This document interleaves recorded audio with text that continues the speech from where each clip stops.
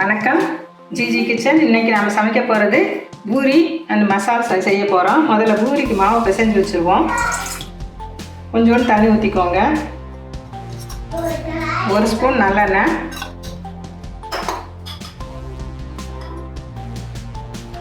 அரை ட்ராப் நெய் ஊற்றிக்கோங்க. சால்ட்டு தேவையான அளவுக்கு. நான் 1 கிலோ மாவு எடுத்திருக்கேன்.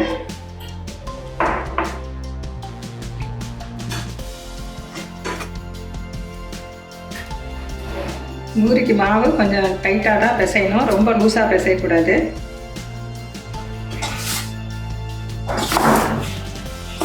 மாவு ரெடி பண்ணிட்டோம். அடுத்து நம்ம இது கொஞ்ச நேரம் அப்படியே ஊறட்டும். மசாலா எப்படி பண்ணலான்னு பார்ப்போம். சமையல் எண்ணெய் கொஞ்சம் ஊற்றிருக்கேன். கடுகு, உளுத்தம்பருப்பு, சீரகம், சோம்பு அரை ஸ்பூனு, கடுகு 1 ஸ்பூன் போட்டிருக்கேன். பெருங்காயம் சிறிதளவு, பச்சை மிளகாய் 1 கட் பண்ணி வச்சுருக்கேன், கருவேப்பிலை கொஞ்சம், இஞ்சி பூண்டு தட்டி வச்சுருக்கேன், அதை போட்டோம். 2 பெரிய வெங்காயம் கட் பண்ணி வச்சுருக்கோம், அதை போட்டாச்சு. கொஞ்சமாக கல் உப்பு போடுறேன் வெங்காயம் வதங்கிறதுக்காக. ஒரு 5 தக்காளி பொடியாக கட் பண்ணி வச்சுருக்குறேன்.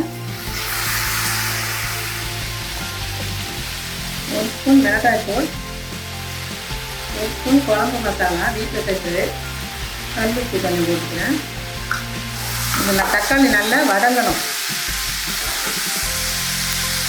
அதனால் இதை சிம்மில் வச்சு நாம் கொஞ்சம் வேக விட்டுருவோம். வதங்கின பிறகு நம்ம ஆரம்பிப்போம்.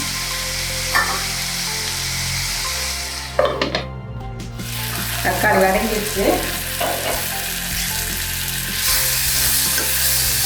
கிழங்கு போட்டுக்கலாம்.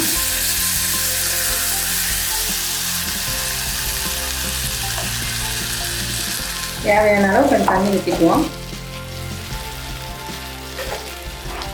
உப்பு ஏற்கனவே போட்டிருக்கோம், இன்னும் கொஞ்சம் தேவைப்படுகிறதுனால போட்டிருக்கேன்.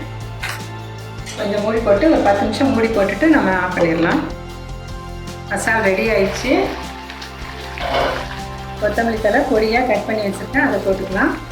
அவ்வளோதான், ரெடி. இப்போ நம்ம பூரி போட்டு எடுத்துக்குவோம்.